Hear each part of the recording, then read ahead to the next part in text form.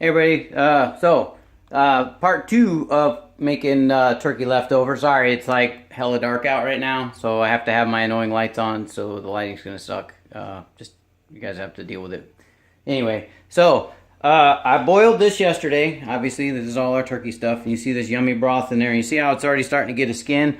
I put it in the refrigerator, and because it was really hot, and I let it cool most of the night last night, and I put it in the fridge. And then I took it out when I got home from work today, and I boiled it again just to get all the germs and cooties and stuff that might be in there. Like, you shouldn't really have a problem, but it's always good to boil it again anyway.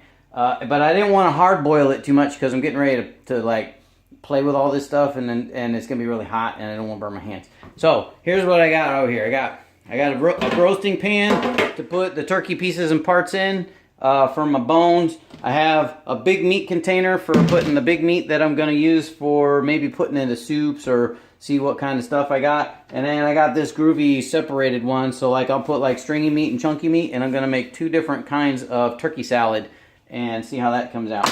And then because I'm hungry right now, I have noodles because I'm boiling water, and I'm going to make turkey soup while we're at it. So anyway, there is lots to be had with lots of turkey. So I'm just going to kind of show you some of the stuff that I was going over yesterday because a lot of you probably have never, like, you just pick the turkey carcass in the refrigerator clean and then you're done with it and that's it. So, wow, that really sucks, but I guess that's better than the way my crappy lighting is. So you need to see what's going on. Alright, so what I'm going to do is I'm going to go over there and I'm going to fish out as much of the turkey as I can with my slotted spoon. I'm going to get as many of these big pieces out as I can, and a lot of the bones. You don't have to be super conscious of how you're doing this. It's all going to fall apart. You want it to fall apart. If it's too hot because you're doing this like right after you just boiled it, which I kind of, like I said, I reheated this, so I boiled it again. Oh, and if you have little children's, your children's will want this. This is the thing that you pull apart, and now I can't remember the name of it. The wishbone, yeah. So you can save that off to the side so your kids can break it up later. Now, because this meat has been cooked now twice because I boiled it 2 times, mine is just falling off the bone. Now, I boiled it last night for a couple of hours while I was playing some Civ 6. Thank you, Adam, for buying me Civ 6. That was an awesome early Christmas present. And I really like that game. It's pretty cool. So if there's any Civ 6 players out there, no, it's a pretty cool game. Alright. Some of the bigger bones are going to give you some problems. They're not going to want to come out. But we're going to get it all out. We're going to get all this stuff out of here.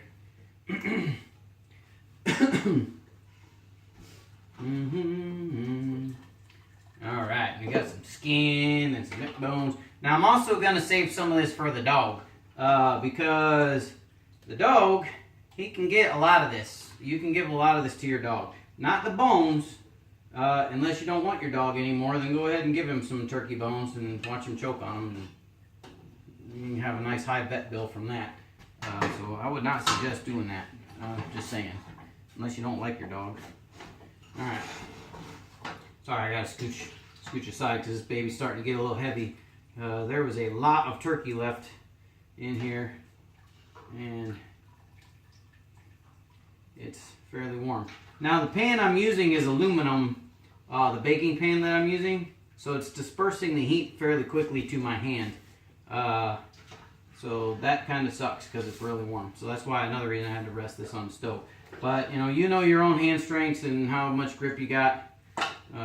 So if you're G.I. Joe with the Kung Fu grip and you can hold that sucker up for a long time, or you have a really high heat tolerance, then you just go right on ahead and hold that up there. I'm gonna cheat and use the stove. And every time I fish down in there, I'm just getting big giant piles of meat and skin, and every once in a while a little hunk of cartilage, some neck bones and some back bones. So you want to fish this through pretty good.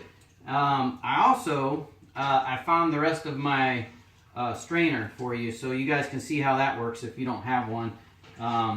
What I would suggest is if you don't have like a Joya cooking book or a really good cookbook, you know, everything you get is like from the country store catalog thing at the checkout line or whatever, which those are good and all, but they only tell you a recipe.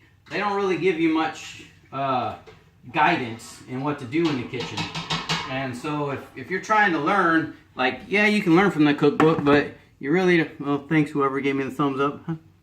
I got a couple people watching. Nope, need 0. Anyway, somebody must have logged in just to give me a thumbs up and log back off again. All right, so anyway, here is our steaming pile of turkey, meat, and pieces and parts. All right, doesn't look like a turkey no more. Just get over in your head that it's not gonna look like a turkey no more. It's got all kinds of funky bones. Now, if you're like, you know, if you're like a forensic scientist and you want to put Mr. Turkey back together, hey, have at it. But just know that the bones are all in there and you don't want to deal with it. All right. So, I need a carnage bowl. Carnage bowl. Alrighty. This ginormous thing here is good for carnage. Now, another thing you need to know is, so if you're using the bones for soup, if you're like really strapped for cash and you want to make this stretch a lot, you can take all the bones out of here and just take the bones and you can boil those again and get some flavor out of them and just really milk that sucker for all it's worth. You don't have to do that.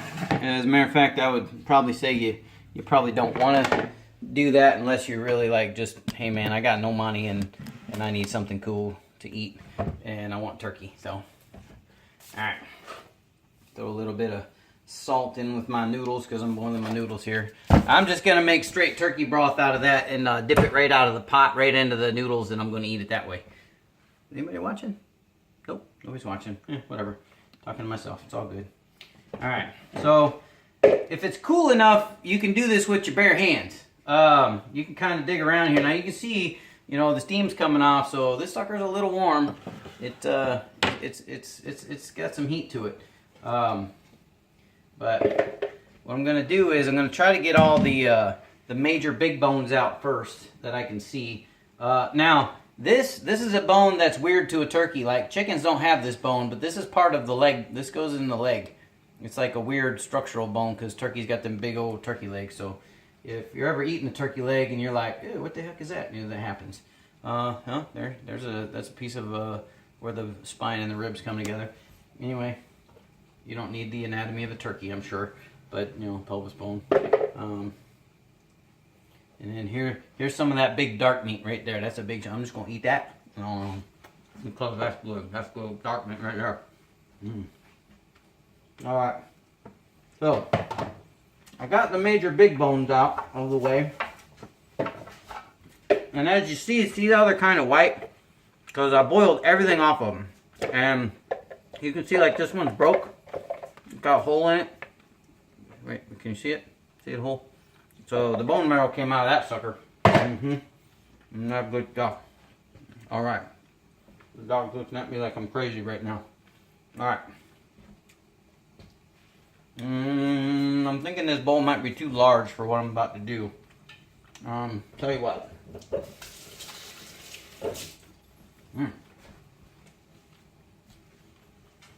And since I made like zombie turkey soup and all the turkeys are mashed together and the pieces and parts, kind of like in Conan when Conan goes in that thing and he has a big meat pot that he dumps over with the heads in it. Kind of like that. It's like all the turkey parts are all mixed together. Yeah. It's probably too big for what we want, so I'm going to put this away.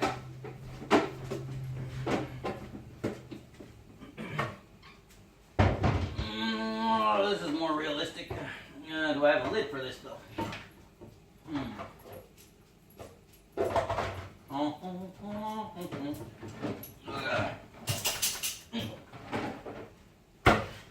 Alright. This is probably more realistic about how much turkey we're going to get on here. Oh, somebody's looking again. Hello, whoever's looking. Alright, here's some more meat. And bone. Pull that all off. Alright. like I said, I'm going to take these little stringy pieces and I'm going to put them in here because that's going to be my turkey salad. And I'm going to take the bigger, hunky, chunky pieces and I'm going to put them in here because those are going to be what I end up putting like in my different soups and things that I'm going to make with my turkey. You can sort them however you want. I mean, it's up to you. It's your world, man. I'm just living in it. So you do what you want with your turkey. I'm going to do this. All right. This is still very hot. Oh, see now look at that. It has a big hunk right there. All right, that's some meat. We're going to chop that up in some soup. And this is good for thing. Yeah. Oh, look, the dog knows. See, he knows. He's sitting there. He's like, dude, wait a minute. Didn't you just mention something about feeding me that? Huh? He did. He heard me. All right, so you know what? So some of this is going to go to the dog. And he's excited. So like the stuff that looks like a weird foreskin, you can just put that in there. That's going to the dog. There's a good piece of dark meat. I prefer dark meat in my soup, just saying. I think it's more flavorful. The chicken salad, because you're going to put all kinds of stuff in it, can be with most of your white meat pieces. But again, it's all on you. You do what you want to do. All right. So you have to be careful if you're going to give some of this to the dog. See, like this is the end of a wing, and it's got all these little bones in there. So you don't want to give that to the dog, because that could hurt him. Let's see, that'd be there's a bone. So if you have little kids and your little kids are bored, or you want to punish them for something or whatever, you can sit there and you can make them pick through the turkey too. Just like, hey man, you want your allowance? Get out there and start picking that turkey meat. All right, goes in here. Some more of those crazy leg bones that stick inside the turkey legs. Again, that's why you don't want to just give straight up turkey to your dog. And alrighty, so my water's boiling over here. If you look over here, see I got my water boiling, and now I'm just going to use straight. Like I will strain it just because I told you guys I would teach you to show you how to do that. So I will strain it at least one time through some cheesecloth, just so you see how to do it. But you don't. It ain't rocket science, man. We're not building rockets here. All right, so noodles, about one handful is about 1 or 2 servings. Since it's just me eating, I'm only gonna use 1 handful. 7 to 9 minutes is usually what it takes to boil up some noodles. So we'll set this sucker for 7. You always start with the lower number and then go to higher. And another thing that, like, a lot of people make the mistake of boiling the snot out of your noodles. You don't, once it comes back to a boil, you can turn this down. You just want to keep it at a rolling boil. You don't need to, boil the noodles on super hard. And a lot of times what it'll do is it'll make your noodles really starchy and gooey. So if you can avoid that, then you want to avoid that. Okay? Turn you guys back this way. That's turkey fat. All right, so see, I have my thing all put back together, right? So this is I'm gonna put that in the sink for a moment. I'm not gonna pour it down in the sink, but what I'm gonna do is I'm gonna put a bowl to catch all my juice, or maybe another pot. It depends on how much juice I think I got. I think I got a pretty good amount. So, but anyway, yeah, look at that. That is a big old hunk of turkey butt right there. That's the turkey butt. Turkey butt. But it's lost the little tail piece that has the bones in it and the feathers. So that can go to the dog. Man, that's good stuff. Okay. Put that over here for turkey salad. All right. Turkey meat for Noah. Turkey meat for me. Nope, that's some of that wing. We don't want that. And another reason I'm doing this today is because tomorrow's trash day, and it's a good time to get rid of all the bones and pieces. Because if I leave this in the trash, Noah will totally get in there and have a field day, chomping it up and ripping it up and turning it all over the house. So we don't want that. We definitely don't want that. All right. And then if you have small children, like my normal small children warning, there's all kinds of little bones in turkey. So you want to make sure that you smoosh it, you're smooshing your parts up and getting any of the little bones and identifying those, so you don't have any choke hazards in there. That's the one drawback to doing your turkey this way. But you know, you can also get like all the weird gristly pieces and throw that out too, just by smooshing it. Anyway, you kind of see how this goes. I'm not gonna sort the entire turkey carcass while you guys are online, because that would be very boring, and I'm pretty sure you don't want to just sit and watch me sort turkey pieces for 20 minutes. All right, so anyway, so you got your carnage, your dog bowl, your soup pieces / whatever big pieces. Like if you can find some big slabs of white meat that you want to make into like slabs of turkey sandwich or whatever, you can put them babies in there too. And then you have your turkey salad bowl. See, like I'm gonna take this baby here. I'm gonna pick some of these weird connective tissue pieces off of it. Throw those in there. Oh, you want those, Noah? Okay, I'll put those in there for you. As long as there's no bones. Oh, that's bone. You can't have bones, bud. I know you're hungry, huh? You're drooling all over down there. All right. All right, bam. Oh yeah. So that's a big piece. That's a little piece for my stings. That goes in some soup. All right. All right. So here is a piece of turkey breast that was off the front side that didn't get carved off.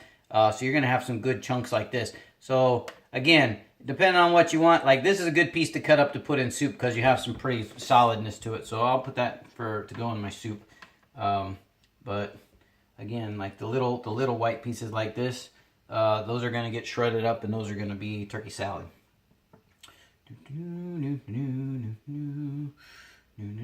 those to Noah. This is for soup. All right. And you don't have to be, you can be as thorough or as not thorough as you want. Like if you like, dude, I am tired of picking through this turkey, you can just take this sucker and go wallop it in the trash and call it a day. You know, like I said, you don't have to do any of this. Get enough to make like a couple of side dishes out of it and call her good. You know, so that, like I said, it's all on you. That's a good piece for soup. And some good pieces for chicken salad. All right. Some people like these gristly pieces. It's good for your joints if you're gonna chomp on that stuff. I'm not big on it. Noah is, so I'll put that in Noah's bowl. It's good for his joints too. So my dad eats these. He sucks them off the end of the bones and he chews on them at whenever we have chicken or turkey. All right, so this is a good piece of neck here. It's got a bunch of bones in it, a bunch of little bones around there. I'm not even gonna bother picking through that because it's all little pieces of bone. Cartilage, connective tissue, that's good for some salad. All right. So because those legs were so big and so full, I'm getting a lot of dark, juicy meat on here, off of those leg pieces. So since I had a 4-legged turkey here, you know, I'm gonna have some really good, chunky pieces for my soup. Ooh, watch out, no! Don't lick my hand. Get back, animal, back. Hey. All right. So, anyway, that's enough of that. So, let's get you guys where you can see now to get into the next portion here. If you don't have a lot of Tupperware, I would say buy a lot of containers after the holiday so that you have something to put all your stuff in. Otherwise, you're not going to have enough bowls to keep all your turkey leftovers in. So what I'm going to do is I'm going to replace and move around some stuff just so you guys can see what's going on here. I'm going to jack with that later. So what you do with this is you stick it, and of course, there we go. Yeah, son of a... All right. Let me get a bigger bowl. Where's my biggest bowl at? Oh, excuse me, no, move your stuff.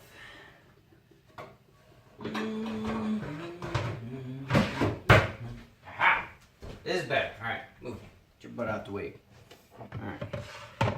Now these are clean, so they can go down in the soup or in the bowl if you want, or you can somehow manipulate them so that they're outside the bowl, or you could get a smaller bowl. I guess it doesn't really matter.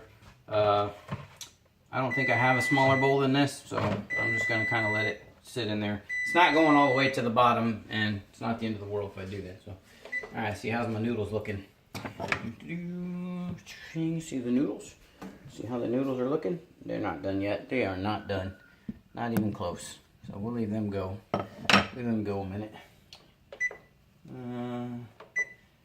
Because I'm talking to you guys, I don't want to forget that I'm cooking stuff, so do that. Now, you can just strain the soup straight through this, and it's porous enough, it's going to catch most of the solids, but you're still going to get some weird yoingy pieces through there. So this here is cheesecloth.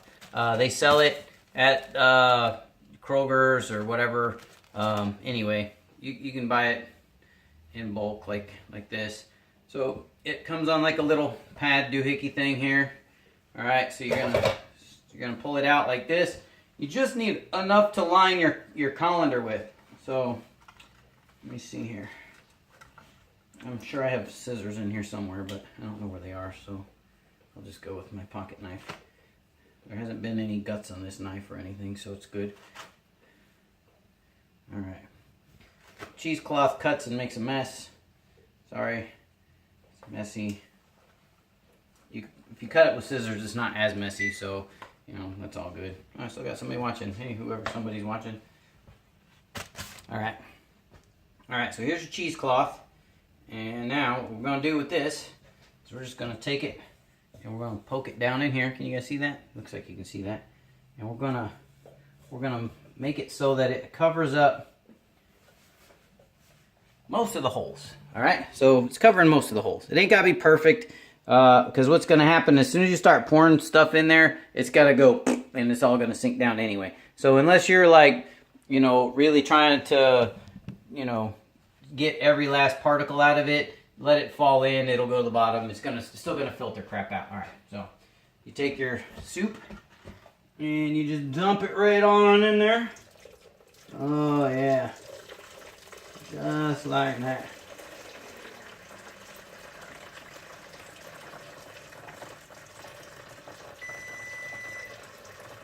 Now you don't want to pour too fast because it'll slop everywhere, and you don't need that going on in your kitchen. Chill, dude. It ain't done yet. Stop. Okay.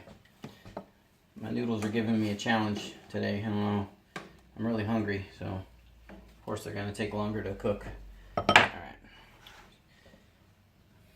All right. So now you can see. Like it fell down in there. But you can see it also has a bunch of particles stuck to it. So that's what happens when you run it through the cheesecloth. And then you can tell this is the broth after. It's still got a few particles because it strained through the top because I was pouring a little too fast because I'm in a hurry and I'm already over the 20 minutes I normally make a video for. But like, look in there. See all the pieces and chunks? So this is less chunky. So with this, you can either strain this again, or you can leave it the way it is and just keep all those pieces in there, and you can freeze it and you can use it for soups later. Or like I was saying, put it in ice cube trays. If you're making gravy, 3 ice cubes of broth, throw that in there, melt them down. After you get like some butter, like a tablespoon of butter, put your 3 ice cubes in there on top, or well, flour first, make it thick, and then put that in there, and you'll make a nice little buttery gravy, which is good to put on whatever. But anyway, so that's kind of what to do with your leftover turkey. I will show you guys how to make turkey salad probably tomorrow, I guess. Or maybe if I'm feeling up to it, I'll make some turkey salad later. But like I'm missing some of the ingredients that I like in my turkey salad, so I'll have to go to the store and buy them. Anyways, that's Cooking with Cory. Like and share my videos. Peace.